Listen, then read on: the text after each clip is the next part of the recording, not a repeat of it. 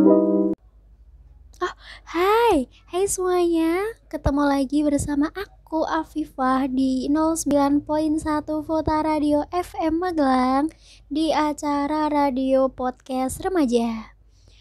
Buat episode kali ini aku bakal ngomongin tentang pertemanan atau bahasa kerennya sekarang itu friendship atau circle gitu.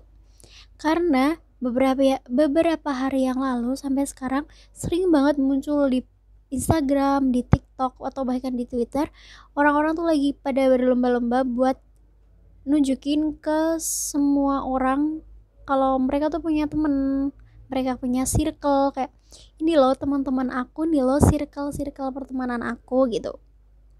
Makanya aku tertarik banget buat bawa tema ini di acara podcast kali ini. Sebenarnya kalian sadar gak sih kalau bertambahnya usia itu juga pertemanan kita semakin mengkerucut. Mengkerucut ini tuh maksudnya semakin sedikit gitu ya. Jadi semakin bertambahnya usia, temanan kita tuh juga makin sedikit. Aku pernah lihat suatu gambar di postingan media sosial Instagram. Jadi ada gambar segitiga itu, dimana gambar segitiga itu tuh kebagi menjadi 4 dan setiap bagian itu merupakan fase-fase kita dalam setiap kehidupan pertemanan. Jadi yang bawah sendiri yang masih punya space luas di dalam segitiga itu merupakan fase anak-anak. Ntar atasnya lagi ada fase remaja, atasnya lagi ada fase dewasa, yang paling atas itu fase tua. Kita mulai bahas dari yang fase anak-anak. Fase anak-anak kita anggap aja mulai dari usia TK sampai SD. Usia TK sampai SD itu kita lagi umurnya pengen mengeksplor banyak hal, pengen tahu banyak hal, pengen kenal dengan siapa aja. Makanya di fase anak-anak itu kita masih punya banyak banget temen, belum ada masalah apa-apa sama temen. Kalau ada masalah pun mungkin cuma rebutan balon atau mainan doang. Kita masih belum mikir tentang mana sih yang baik temenan sama aku atau enggak.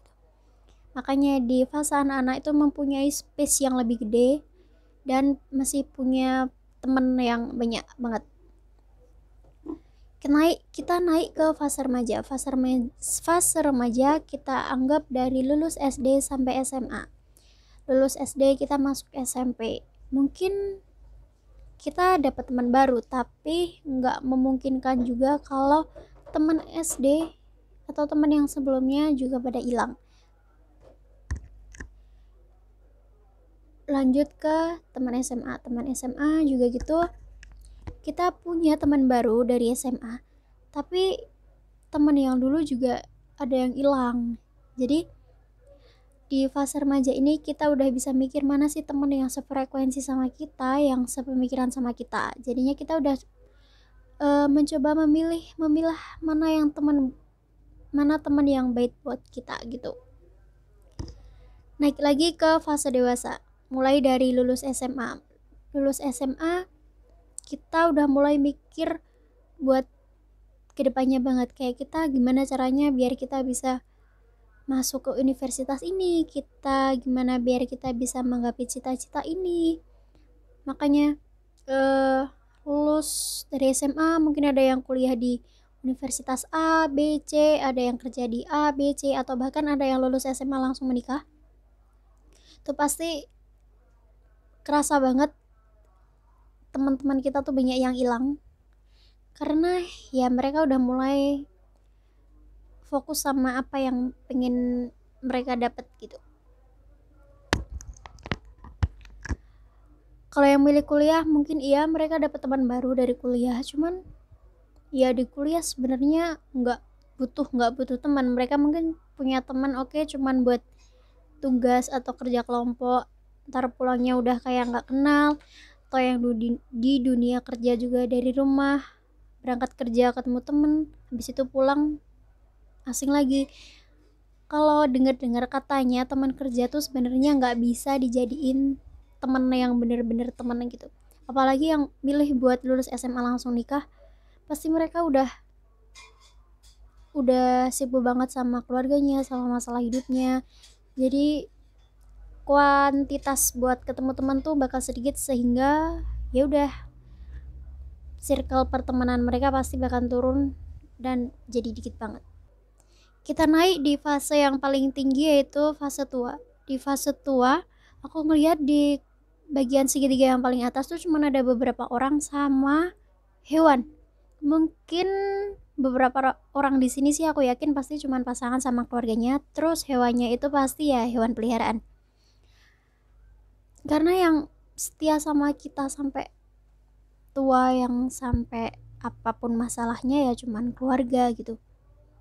Dan dengan adanya hewan ini, karena banyak orang yang nggak bisa seterbuka itu sama keluarganya, yang nggak bisa seterbuka itu sama pasangannya, terus mereka bisa cerita ke hewan peliharaannya, walaupun mereka nggak dapat feedback, tapi mereka merasa lega gitu kalau udah cerita. Dengan berkurangnya circle pertemanan kita di setiap fase yang tadi udah aku sebutin, itu sebenarnya kita sedang memilah mana yang teman yang baik buat kita, teman yang pantas buat kita. Karena nggak semua teman itu sehat buat kehidupan kita gitu loh. Banyak juga teman yang toxic. Karena toxic tuh nggak cuman ada di relationship, nggak cuman ada di suatu hubungan cewek cowok aja. Di pertemanan tuh banyak juga teman yang toxic. Atau bahkan malah lebih banyak dan lebih parah menurut aku.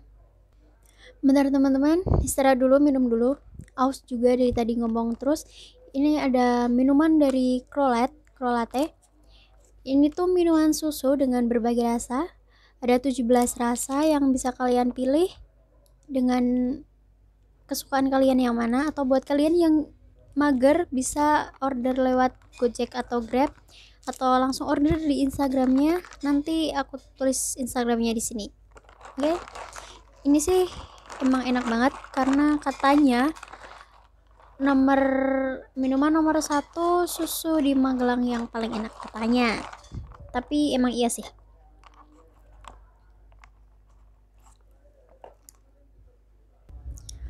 Oke, aku bakal kasih salah satu contoh teman atau pertemanan yang menurut aku tuh toksik banget. Cuman banyak yang gak sadar kalau teman atau pertemanan mereka tuh toksik gitu loh. Yaitu menurut aku temen yang ngerasa kalau teman mereka itu musuh mereka untuk berkompetisi. Yaitu mereka tuh ngerasa kalau kompetisi to each other gitu. Jadi mereka merasa kalau teman-teman mereka tuh lagi berkompetisi buat ngedapetin suatu hal atau pencapaian apa gitu. Contohnya nih, kalau kamu keterima di Universitas A, terus teman kamu ngerasa nggak mau kalah dari kamu, terus akhirnya mereka ngelakuin segala cara buat bisa keterima di A juga, atau bahkan lebih dari Universitas A gitu. Oke, mungkin sebenarnya bagus karena itu ngebuat mereka jadi mau ngerasa maju. Cuman yang jadi toksik di sini tuh karena hati teman kalian. Teman kalian ngerasa iri, dengki sama apa yang udah kalian capai, dari apa pencapaian kalian gitu loh. Jadi kalau kamu dapet yang mereka belum dapet, ya mereka bakal iri gitu. Padahal kan jalan kalian tuh beda-beda gitu loh. Kamu punya jalan di sini, kamu punya jalan yang di sebelah sana, atau bahkan kalau kalian punya jalan yang sama pun waktunya juga nggak pasti sama kan. Jadinya ya udah gitu loh, santai aja, it's okay. Jangan iri sama apa yang udah teman kalian capai. Coba kalian ngerasa seneng atas apa pencapaian teman kalian, karena pasti nanti juga kalian punya jatahnya sendiri-sendiri gitu loh.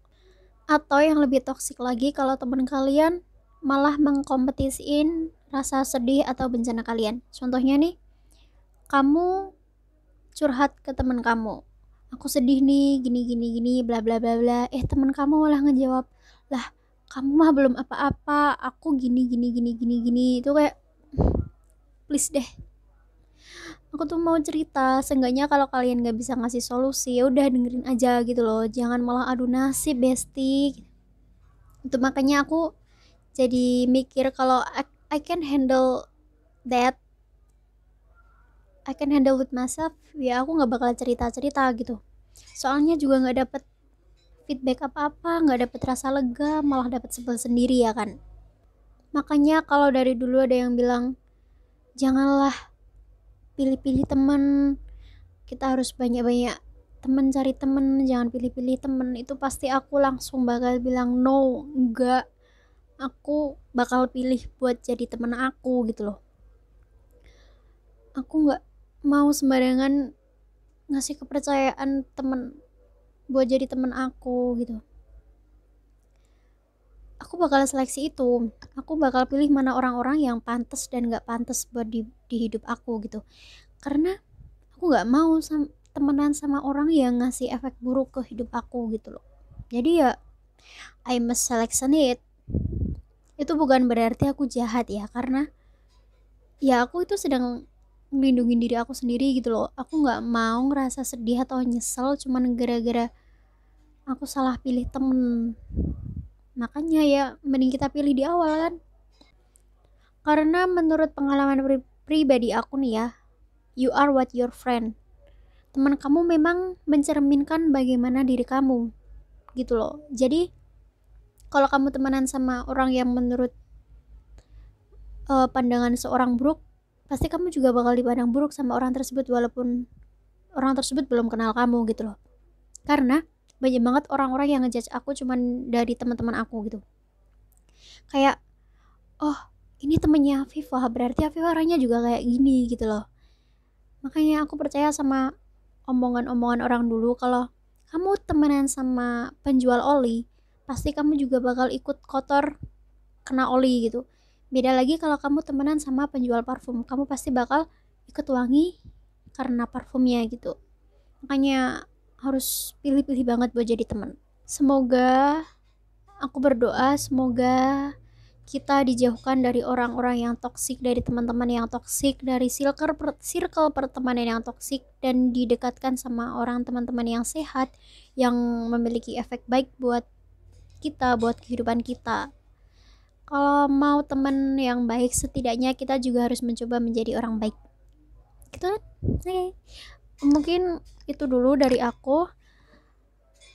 Sekian episode podcast kali ini. Ketemu di episode selanjutnya masih bersama aku Afifah. Dah.